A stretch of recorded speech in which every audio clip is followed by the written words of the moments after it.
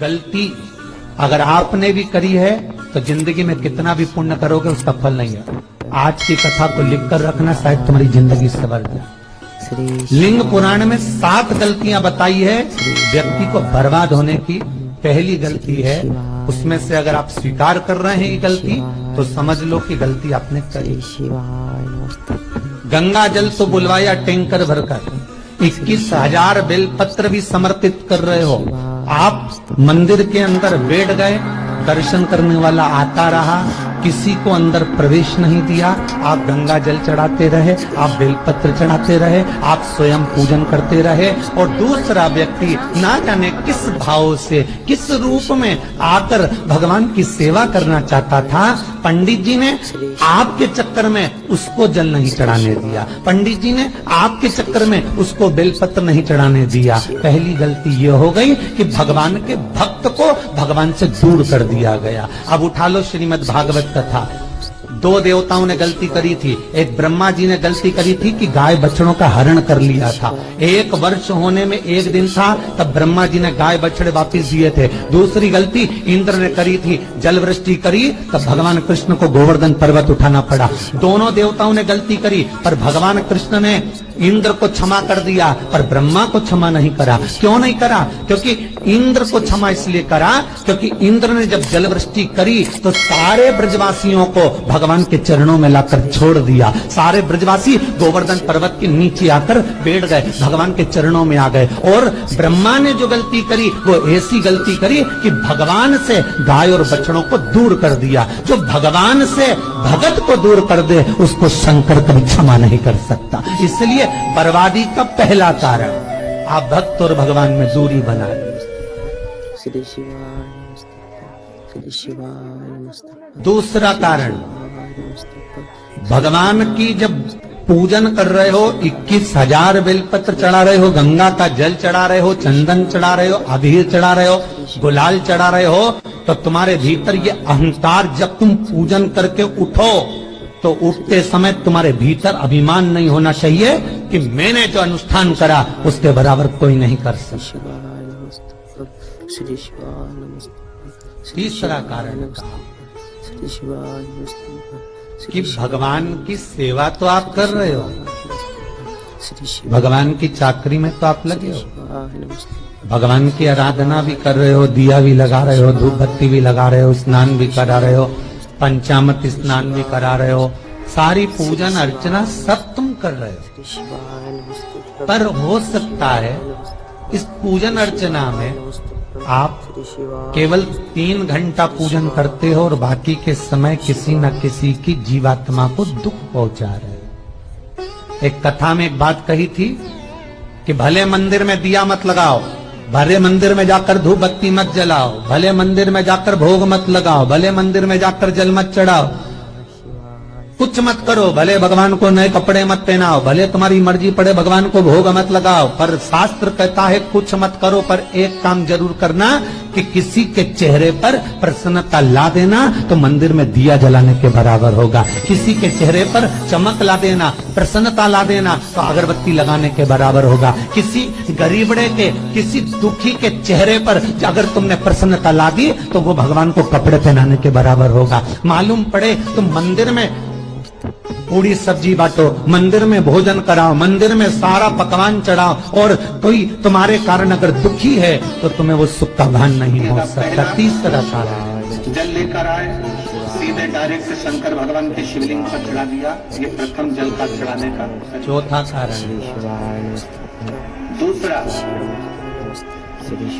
जहाँ से पानी बहकर जाता है महाराज, जहाँ से जल बहकर जाता है उसके ठीक विपरीत जिस मंत्र को पढ़ा जा रहा में जा रहा है, आप दक्षिण में खड़े होंगे और दक्षिण में खड़े हो जिस मंत्र का स्मरण किया जाए, शिव जी को जल समर्पित करेंगे। ये रोग मुक्ति करने वाला है और हमारे रोग पर हमें विजय प्रदान करने वाला है। जिस भगवान की माला को हम जप रहे हैं, एक सीधे हम पाठ मंदिर में गए, लोटावस का जल उठाया, शिव जी को चढ़ा दिया। उठा लीजिए। दूसरा दुर्गा जल, सप्तशती, जहाँ से पानी बहता है, शिव जी का चढ़ा हुआ जल जहाँ से बहकर जाता है। दुर्गा सप्तशती का हिंदी अनुवाद में थोड़ा सा दृष्टांत दिया है, आपको मालूम होगा।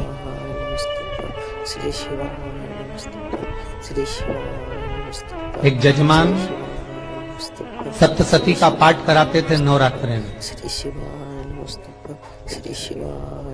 नवरात्रे पूरे होते थे और उनकी पत्नी मर जाती थी। सप्तसती के अंदर लिखा है, बहुत ध्यान से सुनिए। दुर्गा सप्तसती का पाठ कराते थे और पत्नी नवरात्रे के बाद 4 महीना 3 महीने के बाद मर जाती। बहुत दुखी था सेठ। एक शादी करी, दूसरी करी, तीसरी करी, चौथी करी, चौथी पत्नी भी मर गई। बहुत दुख हुआ। आज वो गुरुजी के पास चले गए। गुरुदेव, गुरुजी, गुरुदेव, गुरुदेव। गुरुजी बोले क्या हो गया? सेठ जी बहुत दिनों के बाद आ रहे हो, क्या बात है गुरुदेव? मेरे को एक बात समझ में नहीं आती कि मैं नवरात्रे में सप्तसती का पाठ कराता हूँ, देवी जी का यज्ञ करवाता हूँ, माता रानी को चूनर पहनाता हूँ, उनको सुंदर बिछुड़ी, पायल, चुनरी सब पहनाता हूँ, कन्याओं का भोजन करवाता हूँ, भंडारा करवाता हूँ, जवारे बोता हूँ, अखंड ज्योत लगाता हूँ, पर नवरात्रि जैसी पूरी होती है उसके 2 महीने 3 महीने बाद मेरी पत्नी क्यों मर जाती है? 4 पत्नियां मेरी मर चुकी हैं, 5वीं मैंने शादी करी है। गुरुदेव आप कृपा करिएगा, कुछ तो बता दीजिए, कुछ करुणा कर दीजिए। गुरुजी बोले जब तू सब कुछ अच्छा कर रहा है, जोत भी जला रहा है, कन्या भोज भी करा रहा है, चुनरी भी चढ़ा रहा है, भंडारा भी कर रहा है, जोत भी लगा रहा है, जवारे भी बो रहा है, माता रानी की सेवा भी कर रहा है, अखंड रात्रि व्रत कर रहा है, सब कुछ तूने करा, यज्ञ भी करा, फिर तेरी पत्नी क्यों मर सकती है? ऐसा हो ही नहीं सकता। नहीं गुरुदेव, मेरी 5वीं शादी है गुरुदेव, अब की बार आप कृपा करिए। गुरुजी ने कहा तेरे पंडित जी को अनुष्ठान पर बुला, मैं कमरे में बैठकर सुनूंगा सप्तसती का पाठ, तब मैं ध्यान करूंगा। गुरुजी अंदर के कमरे में जाकर बैठ गए, ब्राह्मण पाठ करना प्रारंभ करा और ब्राह्मण ने पाठ करना प्रारंभ करा। उसमें एक शब्द आ गया, भार्यन्तु भक्षन्तु, भार्यन्तु भक्षन्तु। उसमें बोलना था भय, पीड़ा को, हे जगत जननी तू भक्षण कर जा, पर ब्राह्मण बोलता था भार्या तू भक्षण, मेरी पत्नी को, मेरी भार्या को तू भक्षण कर। पंडित जी जैसे ही बोले गुरु जी बाहर निकल कर आ गए। पंडित जी को रोका, रुकिए गुरुदेव, आप हर साल अनुष्ठान कर रहे हो जजमान के यहाँ और बोल देते हो भार्यन्तु भक्षन्तु, हे देवी तू मेरी पत्नी को खा जा, तो माँ हर बार उस पत्नी को निगल जा। निवेदन, शब्द सुधार लीजिए, शब्द ठीक। चौथा कारण है कि आप जो पाठ कर रहे हो, आप जो पूजन कर रहे हो, आप जो अनुष्ठान कर रहे हो, उसमें कुछ ना कुछ गलती जरूर हो रही है। ये चौथा कारण है।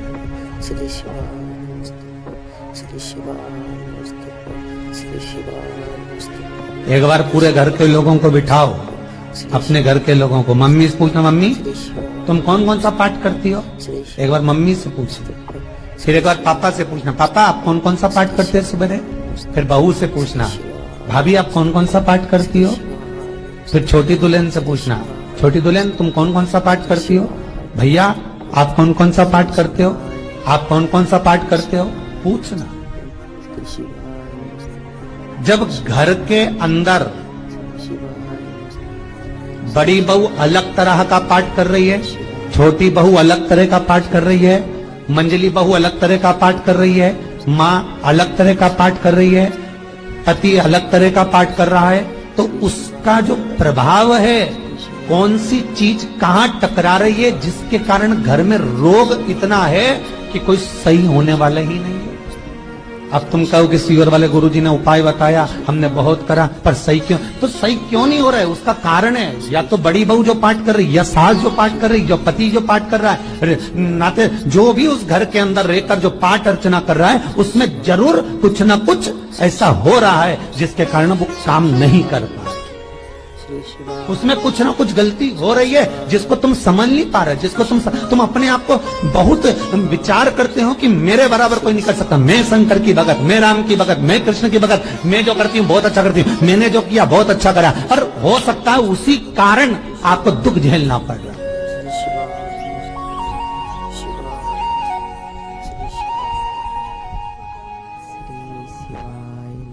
उसी श्री शिवाय नमस्तुभ्यं श्री शिवाय नमस्तुभ्यं श्री शिवाय नमस्तुभ्यं श्री शिवाय हमने नमस्तुभ्यं जो दान किया, शिवाय हमने जो पुण्य किया, श्री हमने जो शिवाय सत्कर्म किया, नमस्तुभ्यं श्री वो शिवाय नमस्तुभ्यं किस जगह श्री पर लगा? शिवाय नमस्तुभ्यं श्री शिवाय नमस्तुभ्यं श्री शिवाय नमस्तुभ्यं श्री शिवाय जो आप दान कर रहे हो, श्री शिवाय नमस्तुभ्यं श्री शिवाय जो आप पुण्य कर रहे हो, सत्कर्म कर रहे हो, वो किस जगह पर लगा? ये श्री 5 शिवाय नमस्तुभ्यं फिर निवेदन करेंगे, गाय, बेटी और लक्ष्मी। श्री शिवाय नमस्तुभ्यं 50 बार विचार करना, तब किसी को देना। श्री शिवाय नमस्तुभ्यं बेटी किसी ऐसे को मत ब्याह देना जो जुआ खेलता हो, मदिरापान करता हो, मांसाहार करता हो, वेश्यावृत्ति करता हो।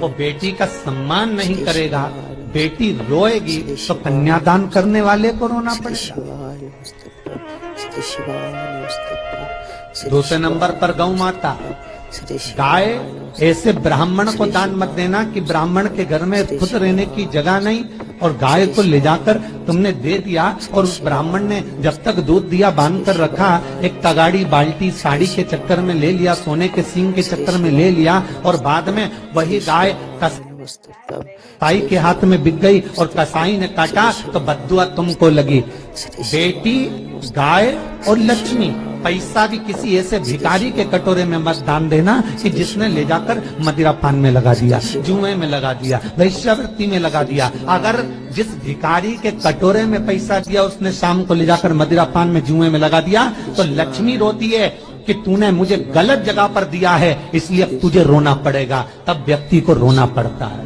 फिर व्यक्ति रोता है। गाय, बेटी और लक्ष्मी 50 बार विचार करो, क्या सही जगह पर दे रहे हो?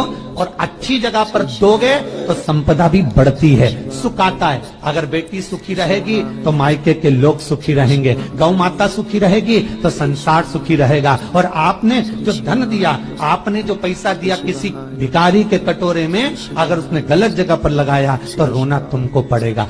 किसी आजकल के भिक्षुकों को अगर रोटी दे दो तो लेते ही नहीं, श्री शिवाय आटा दे तो नहीं लेते। श्री शिवाय नमस्तुभ्यं श्री शिवाय नमस्तुभ्यं श्री शिवाय नमस्तुभ्यं श्री शिवाय नमस्तुभ्यं श्री शिवाय पहले के समय में श्री शिवाय जो भिक्षुक आते थे ना शिवाय तो रोटी बनी हुई मांगते थे। शिवाय नमस्तुभ्यं बूढ़ी बूढ़ी माताएं जानती होंगी, चिमटा बजाकर घुंघरू बजाकर कहते थे भोजन, तो 2 रोटी निकाल कर दे दी जाती थी घर।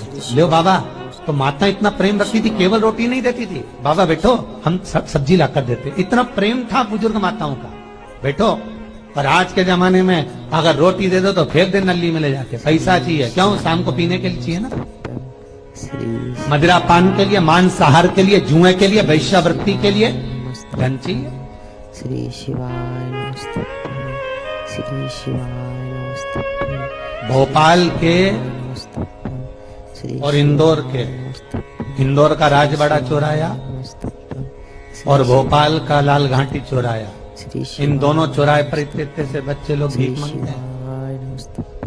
श्री शिवाय और उनकी माताएं और उनके पिता रोड के किनारे पर चिलम लगाते बैठे रहते हैं, पांव लंबे करके पड़े हैं और ये कमा कमा के उनको दे रहे हैं। और धन्य हैं ऐसे लोग जो उनको दान भी दे देते हैं। जिसको जरूरत है उस तक कुछ नहीं पहुंचता। अभी भी 4-6 महीने लॉकडाउन चला, जिसको जरूरत थी एक एक रोटी की उस तक कुछ नहीं पहुंचा, और जिसके पास में पहले से भरा हुआ था उसने और ले जाके भर लिया।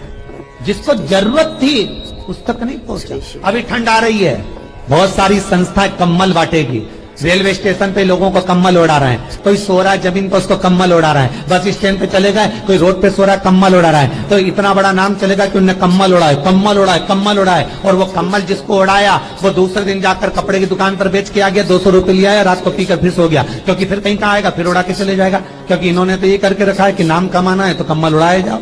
श्री शिवाय नमस्तुभ्यं श्री शिवाय जिसको जरूरत है वहां तक सामान नहीं पहुंचता भाई, जिसको जरूरत है वहां तक सामग्री नहीं पहुंचती भाई। श्री शिवाय नमस्तुभ्यं आपने दिया और उन्होंने ले जाकर बेच दिया, श्री शिवाय नमस्तुभ्यं श्री और फिर सोचते हो कि मैंने तो पुण्य करा है। कई लोग कहते हैं मैंने दान करा, मेरे को इतना फल मिलेगा, काय का दान करा, ऊपर तो जा यमराज के डंडे पड़ेंगे।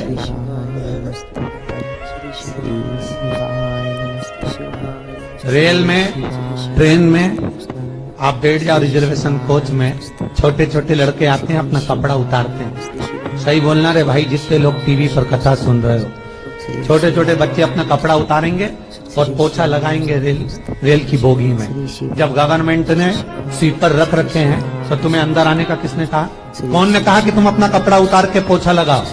और वो अपने शरीर का कपड़ा उतार कर पोछा लगाता है, आपके आगे हाथ फैलाता है, आप 1-1 2-2 रुपए दे देते हो, वो अगले स्टेशन पर उतरता है, कोई सूंघने की सामग्री लेता है, सूंघ के वो बर्बाद हो जाता है और कहीं कूद कर मर जाता है। उसके मरने में 1 रुपया तुम्हारा भी लगा है, इसलिए नरक तुमको भी भोगना पड़ेगा, क्योंकि उसके मरने में तुमने हेल्प करी है।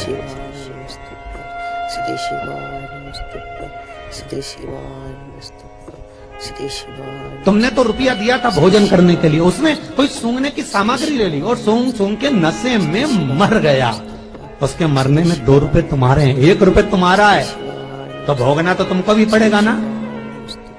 श्री शिवाय नमस्तुभ्यं श्री शिवाय नमस्तुभ्यं श्री शिवाय। अच्छी जगह सत्कर्म की ओर लगा श्री शिवाय तो सुख का आनंद कुछ और ही हो, श्री शिवाय नमस्तुभ्यं सुख का आनंद कुछ और ही प्राप्त। श्री शिवाय नमस्तुभ्यं हमारा धर्म, नमस्तुभ्यं श्री शिवाय, हमारा पुण्य, श्री शिवाय, हमारा सत्य, श्री शिवाय। 5वां कारण अपनी पुस्तिका में लिख कर रखना, तुम्हारे दुख का 5वां कारण क्या है? क्यों तुम करोड़पति से रोड़पति बन गए? तुम्हारे यहाँ पर 4-4, 5-5 गाड़ी थी, खूब वैभव था, खूब धन था, फैक्ट्रियां चल रही थी, सत्ताएं चल रही थी।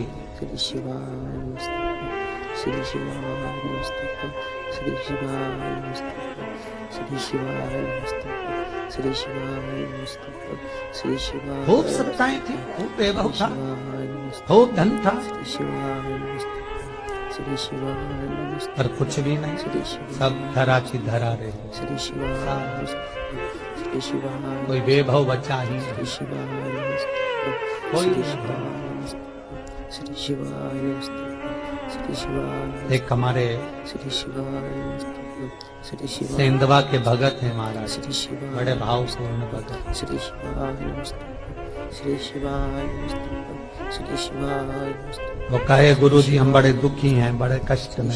हमने कहा कष्ट का कारण कुछ न कुछ जरूर होगा, श्री शिवाय नमस्तुभ्यं दुख का कारण जरूर कुछ न कुछ होता है। श्री शिवाय नमस्तुभ्यं श्री शिवाय, कहने लगे गुरु जी हमारी तो जीनिंग चलती थी, खूब फैक्ट्रियां चलती थी, श्री शिवाय नमस्तुभ्यं।